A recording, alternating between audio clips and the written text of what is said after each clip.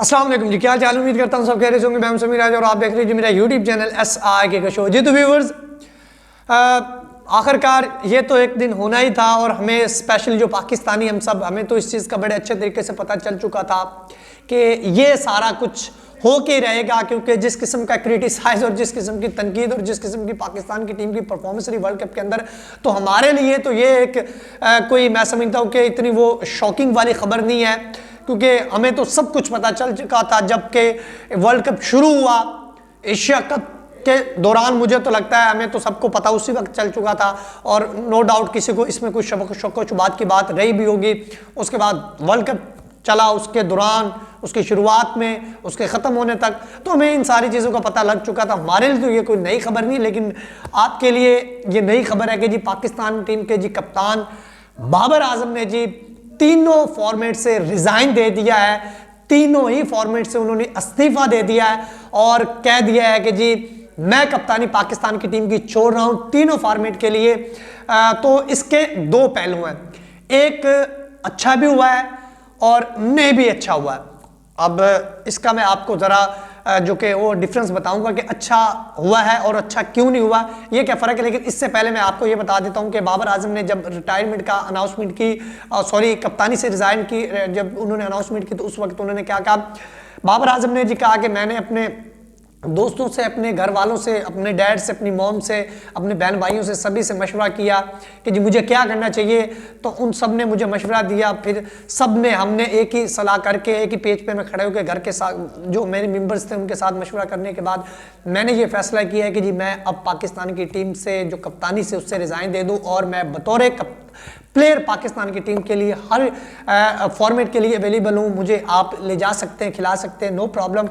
और साथ ही साथ उन्होंने जी मैसेज दिया कि मुझे फ़ख्र है कि मैंने पाकिस्तान की टीम की कप्तानी की और मेरी पूरी दुनिया के अंदर जो पहचान बनी वो पाकिस्तान की तरफ से बनी। मैंने पाकिस्तान की जर्सी पहनी, इसी वजह से पूरी दुनिया मुझे जानती है।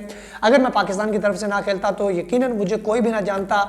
और उसके बाद thank you so much to PCB कि आपने मुझ पर भरोसा जताया और मैंने जब भी पाकिस्तान की टीम की कप्तानी की, जब की, जिस फॉर्मेट में की, जिस टाइम की, मैंने अपना 100% देने की कोशिश की।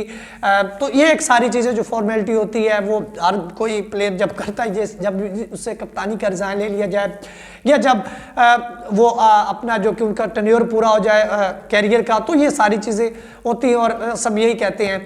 तो देखिए जी, इसके साथ साथ और भी चीज़ें हैं। एक तो बाबर आजम के ऊपर ज़राए के मुताबिक इस किस्म के प्रेशर्स थे PCB की तरफ से कि अगर वो खुद आकर इस चीज़ का फैसला कर दें, इस चीज़ की अनाउंसमेंट कर दें तो ठीक है, अदरवाइज ज़बरदस्ती तो फिर बाबर आजम से ज़राए के मुताबिक कि कप्तानी ले ली जाएगी। अच्छा जी, अब मैं आता हूँ कि अच्छा हुआ है और अच्छा नहीं भी हुआ उस जानब। अच्छा ये हुआ है कि जिस किस्म की बाबर आजम के फैसले थे या जिस किस्म की बाबर आजम को सहूलतें दी जा रही थी या जिस किस्म के बाबर आजम को एक फ्रीडम दिया गया था, उसके बरक्स बाबर आजम ने बिल्कुल करके दिखाया। उसके लिहाज से एक चीज़ भी उसने नहीं की। जिस किस्म की आज़ादियों से मिली, ये एलिगेशन जो एक्सक्रीटर्स भी लगाते रहे हैं, ये एलिगेशन मीडिया की तरफ से भी लगाया गया, ये एलिगेशन हर किसी की जानिब से लगाया गया और ये चीज़ें हमने होती हुई देखी भी हैं कि बाबर आजम को बिल्कुल फ्रीडम दिया गया, बाबर आजम को बिल्कुल आज़ादी दी गई। और 3-4 साल 2019 के बाद जब 2023 मतलब उन्होंने जो अरसा पाकिस्तान की टीम की कप्तानी की अपनी, उसे बिल्कुल कहा गया कि आप अपनी मनमानी कर सकते हैं, नो प्रॉब्लम। अच्छा, उसके बावजूद बाबर आजम ने परफॉर्मेंस नहीं दी अपनी कप्तानी से। देखे जी, बाबर आजम ने अपनी कप्तानी के अंदर नो डाउट श्रीलंका के अगेंस्ट जाके उसने जी अपना वाइट वॉश किया।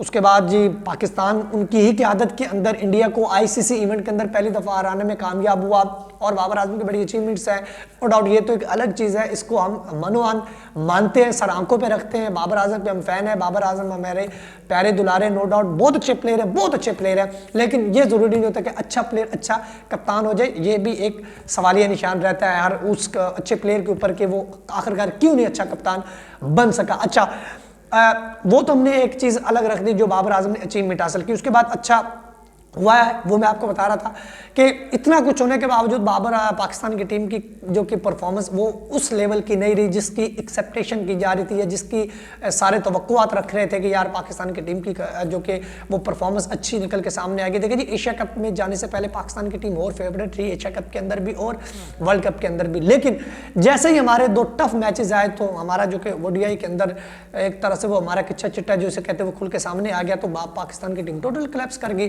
तो मैं समझता हूं कि इतना कुछ आज़ाद और इतनी आज़ादियां देने के बाद अगर पाकिस्तान की टीम में नहीं डिजर्व कर पाई और नहीं पाकिस्तान की टीम डेवलपमेंट कर पाई तो बाबर आजम की कप्तानी ले ली गई, ये अच्छा है। उसके बाद अच्छा नहीं हुआ कि बाबर आजम के बाद ऑप्शन आपके पास कौन है, ये भी तो एक सवालिया निशान है। बाबर आजम के पास आपके पास बाद ऑप्शन कौन है?